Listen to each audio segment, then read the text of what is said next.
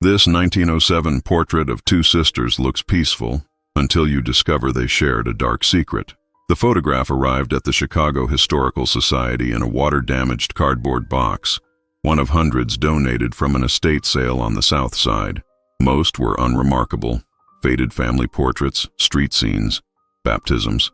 But this one made senior archivist David Miller stop mid-catalog. Two young women, perhaps in their early 20s, sat stiffly in a photography studio.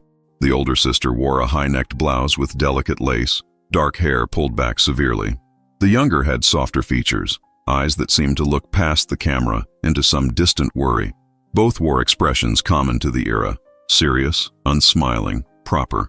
Nothing unusual, except for one detail. In the younger sister's lap, partially obscured by her hand, lay a folded newspaper. David leaned closer, adjusting his desk lamp. Most studio portraits removed such props. Photographers insisted on clean compositions, no distractions, no personal items. Yet here it was, deliberately included. He pulled out his magnifying loupe. The newspaper's masthead was just barely legible, Chicago Tribune, and beneath the sister's fingers, he could make out part of a headline, "Ionair found dead in." His pulse quickened. David had worked with historical photographs for 15 years. He'd learned to read them like texts, to notice what didn't belong. This newspaper wasn't an accident. It was a message. He flipped the photograph over. Written in faded pencil, Clara and Rose, March 1907. No last name, no studio mark, no address. David pulled up the Tribune archives on his computer, searching for deaths of prominent figures in early 1907. Within minutes, he found it. Railroad millionaire found dead in Lake Michigan. Authorities suspect foul play. The date, March 14th, 1907. He looked back at the photograph, at Clara and Rose's carefully neutral expressions, at the newspaper held just so. These sisters weren't just posing for a portrait. They were leaving evidence. David couldn't stop thinking about the photograph. That night, he brought high-resolution scans home, spreading them across his kitchen table under better lighting. His wife, Angela, a criminal law professor, leaned over his shoulder. "What am I looking at?" she asked. "Two sisters, 1907, and this." He pointed to the newspaper.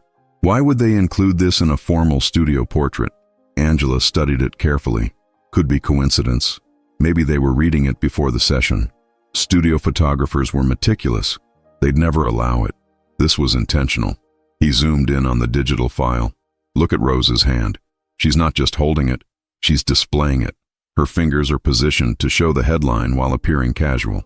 Angela sat down. "You think they witnessed something?" The millionaire was James Cartwright, railroad magnate, found floating near the Navy Pier. Official ruling was accidental drowning, but the Tribune pushed hard on the suspicious circumstances. Then suddenly, the coverage stopped. Complete silence after 2 weeks. Someone powerful shut it down. Exactly. David pulled up more research. Cartwright was building a political career. Word was he planned to run for governor, campaigning on labor reform. He was going to expose corruption in factory ownership, child labor violations, then conveniently drowns before making any formal accusations. Angela's expression shifted. "And these sisters knew something." David nodded. "But why not go to the police? Why hide it in a photograph?" Because in 1907, women had almost no legal standing. Their testimony meant nothing, especially against powerful men. And if those men knew they'd witnessed something, she didn't need to finish. David examined the sisters' faces again. Clara, the older one, had a hardness in her jaw, a determination. Rose looked frightened, her eyes carrying a weight no 20-year-old should bear. "They couldn't speak," he said quietly. "So they found another way to testify. You need to find out who they were. Just Clara and Rose. No last name. Then start with the photographer." The next morning, David returned to the Historical Society with renewed focus. He examined every inch of the photograph under magnification, searching for studio marks, stamps, anything identifying the photographer. On the lower right corner, nearly invisible against the dark backdrop, he found it. Embossed lettering, worn almost smooth. Bergman and Son, State Street. He searched the city directories from 1907. Bergman and Son Studio had operated at 247 State Street from 1892 to 1911. The building still stood, now a coffee shop in the Loop. David drove downtown that afternoon. Inside, exposed brick walls revealed the bones of the old studio. The owner, a woman in her 60s named Patricia, looked up from the espresso machine. "Historical Society?" she said, reading his badge. "You're the third person this year asking about the building. I'm researching a photograph taken here in 1907. Two sisters, Clara and Rose." Patricia wiped her hands. "We found some old storage items when we renovated. Previous owner left everything. Most was junk, but there were some glass plate negatives. I donated them to the Chicago Public Library." David's heart raced. Glass plates were the original negatives. They'd contain far more detail than paper prints. At the library's special collections, a librarian named Michelle led him to a climate-controlled vault. The Bergman Collection. About 200 plates. We've been slowly digitizing them, but it's grant-dependent. She pulled out flat archival boxes. David worked through them carefully, plate by plate, holding each up to the light. Weddings, family groups, individual portraits. An hour passed. Then he found them. The glass negative showed Clara and Rose in perfect clarity, every detail sharp. But this version revealed something the print had hidden. Rose wasn't just holding the newspaper. There was something else in her other hand, concealed in the folds of her skirt, a small leather journal. David arranged for high-resolution scans of the glass plate. When the files arrived, he zoomed in on the journal partially visible in Rose's hand. He could make out embossed initials on the leather cover, R.M. Rose M. But what was her last name? He cross-referenced the Cartwright drowning with Chicago Society pages from early 1907, looking for any mention of young women named Clara and Rose. Nothing. He tried employment records, immigration documents, church registries. Still nothing. Then he remembered something. The photograph came from an estate sale on the south side. He contacted the estate liquidator, a man named Raymond Kowalski. "The house belonged to the Morrow family," Raymond said over the phone. "Last resident was Eleanor Morrow. Died at 93. No children. The relatives just wanted everything gone." "Did Eleanor have family history, photographs, papers?" "Boxes of it. Most went to various institutions. But I remember one strange thing. She had a locked metal box nobody could open. Estate lawyers said to include it in the Historical Society donation since it might have archival value." David felt electricity run through him. "Did you send it? Should have arrived with everything else." David rushed to the storage room where donations were processed. After 20 minutes searching, he found it. A small steel lockbox, rusted at the edges, still sealed. The preservation team helped him open it carefully. Inside, bundles of letters tied with ribbon, dried flowers, and beneath everything, a leather journal. The initials on the cover, R.M. Rose Morrow. David's hands trembled as he opened it. The first entry was dated January 3, 1907, written in careful, feminine script. "Clara says I must write everything down. If something happens to us, someone must know the truth. We saw him that night. We saw what they did to Mr. Cartwright, and they saw us watching." David read through Rose's journal entries, each one pulling him deeper into the sisters' world. Rose and Clara Morrow worked as seamstresses in a garment factory near the river, part of the thousands of young women laboring in Chicago's industrial district. The entry from March 13, 1907 was longer, more detailed. "We stayed late finishing Mrs. Henderson's order. Clara said we'd walk home along the lake to clear our heads from the factory air. It was nearly midnight when we reached the pier.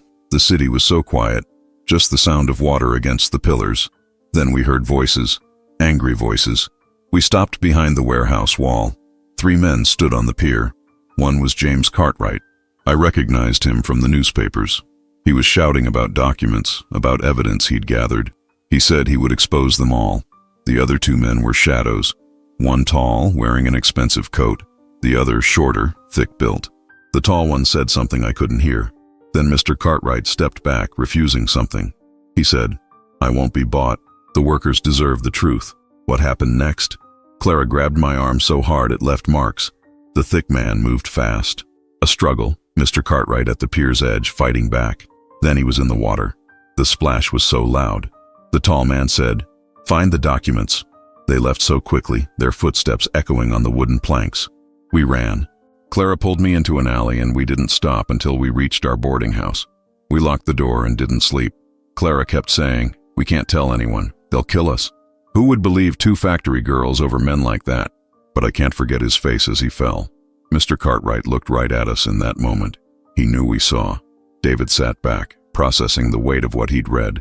These young women had witnessed a murder disguised as an accident, and they'd carried that knowledge, terrified and powerless, in an era when their testimony meant nothing. The journal entries continued, revealing how Clara and Rose lived in constant fear after that night. Rose wrote about seeing the thick-built man near their factory 3 days later, watching the workers leave. They changed their routes home, never walked alone. But Clara had a plan. March 20th, 1907. Clara spent the last week researching in the public library. She learned about evidence, about documentation. She says if we can't speak, we'll write. If we disappear, someone someday will find what we've left behind. She made me promise to write everything in this journal. Times, descriptions, every detail I can remember. She's been collecting newspaper articles about Mr. Cartwright. She even went to the Tribune offices and asked for back issues, pretending to be a student researching industrial accidents. The photographer, Mr. Bergman, is a kind man. Clara explained we wanted a portrait made, something formal, to send to our aunt in Boston. But she asked him something strange. Could we hold items that were meaningful to us? He seemed confused but agreed. Tomorrow we sit for the portrait. Clara says we'll dress our best, look proper and respectable, and we'll place our evidence right in the frame where someone someday might notice and ask why. David felt a chill. The portrait wasn't just a photograph. It was a time capsule, a silent scream frozen in silver and paper. He continued reading. The entries after the portrait session grew more anxious. Rose wrote about strange men asking questions at their boarding house, about the factory foreman suddenly taking an interest in where they lived, who their family was. April 2nd, 1907. Clara received a letter today, no return address.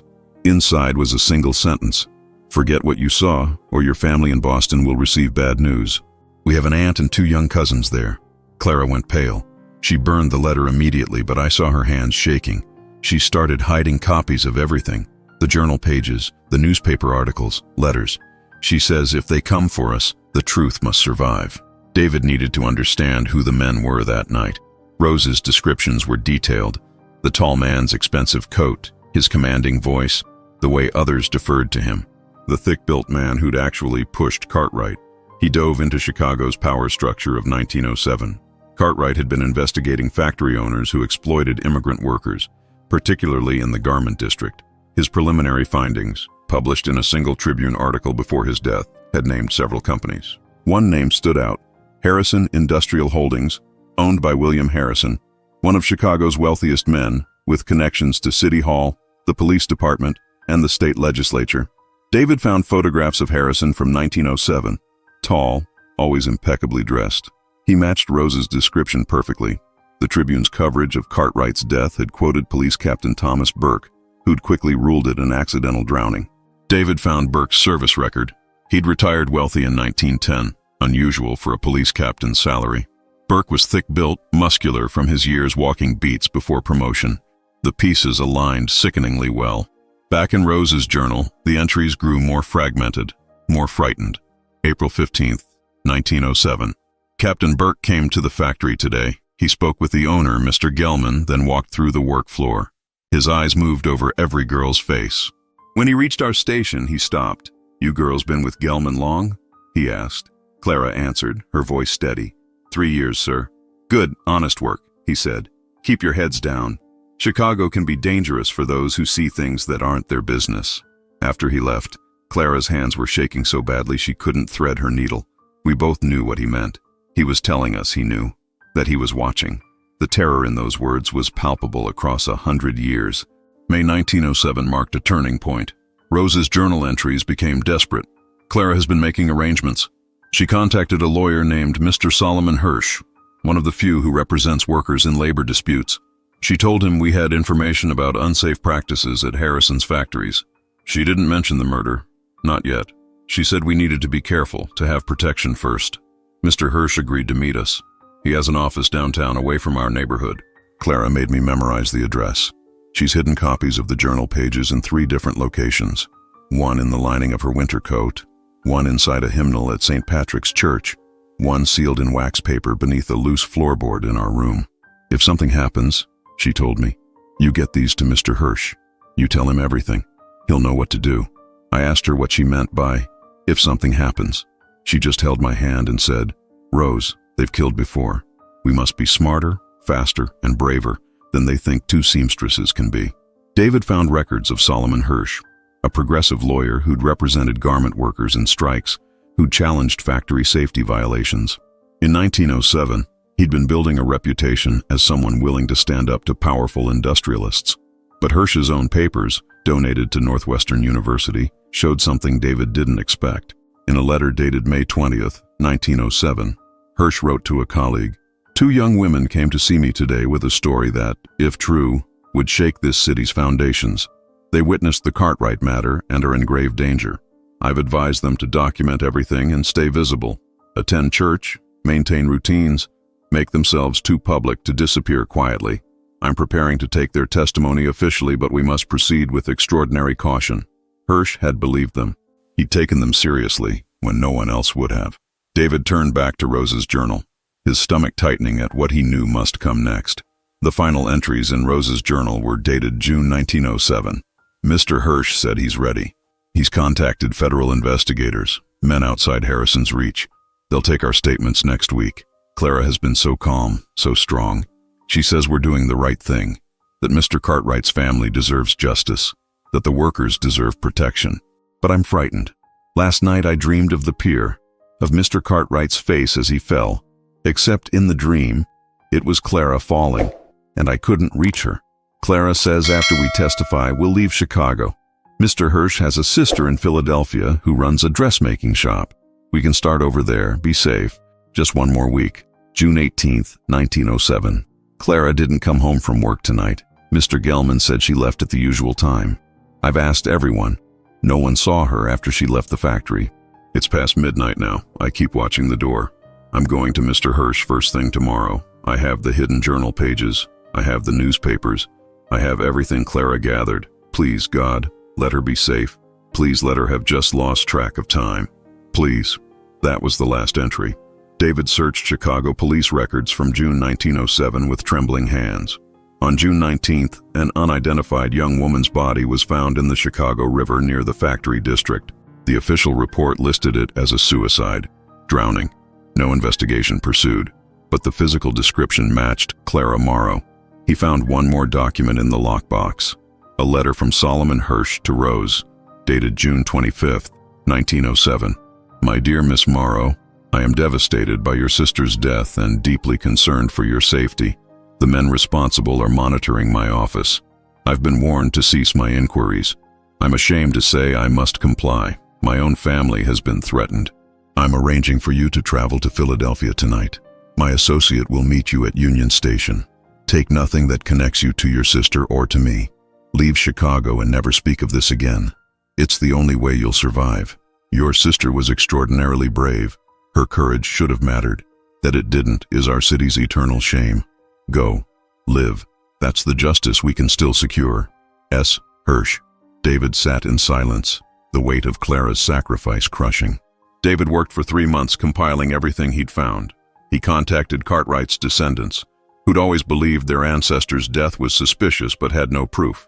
He presented the journal, the photographs, the letters to the Chicago Police Department's Cold Case Division, knowing full well that official justice was impossible after 118 years. But he could give Clara and Rose something else: recognition. The Chicago Historical Society mounted an exhibition, Witnesses to Injustice, the Morrow Sisters and the Cartwright Murder. The portrait of Clara and Rose hung at the center, enlarged so visitors could see every detail: the newspaper, the hidden journal, the fear and determination in their eyes. David stood before it on opening day, reading the placard he'd written. In 1907, Clara and Rose Morrow, factory workers aged 24 and 21, witnessed the murder of reformer James Cartwright. Unable to testify in an era when women's voices held no legal weight, threatened by powerful men who'd killed before, they documented their knowledge in secret. Clara paid for her courage with her life. Rose lived in silence for 86 more years, carrying her sister's memory alone. This photograph is their testimony, the newspaper headline deliberately displayed, the journal carefully positioned, 2 young women refusing to be silenced, leaving evidence for a future that might finally listen. Their voices matter. Their truth matters. Justice delayed is not justice denied when we choose at last to hear. Angela stood beside him, reading a visitor's comment card someone had just left. I never knew photographs could be this kind of evidence. How many other stories are hidden in plain sight? David looked at Clara and Rose's faces, at their careful, courageous defiance frozen in silver and time. That's exactly what they wanted someone to ask, he said quietly. The exhibition ran for 6 months. Rose's journal was digitized and made available to researchers worldwide. Cartwright's descendants finally received acknowledgement of the murder that had haunted their family for generations.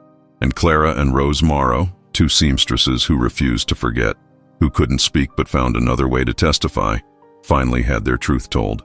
The photograph that had looked so peaceful at first glance would never be seen the same way again. Instead, it stood as proof that courage can hide in the smallest details, that justice can wait decades or centuries for the right person to look closer, and that the seemingly powerless are often the strongest of all. Sometimes a photograph isn't just an image. Sometimes it's a promise kept across time,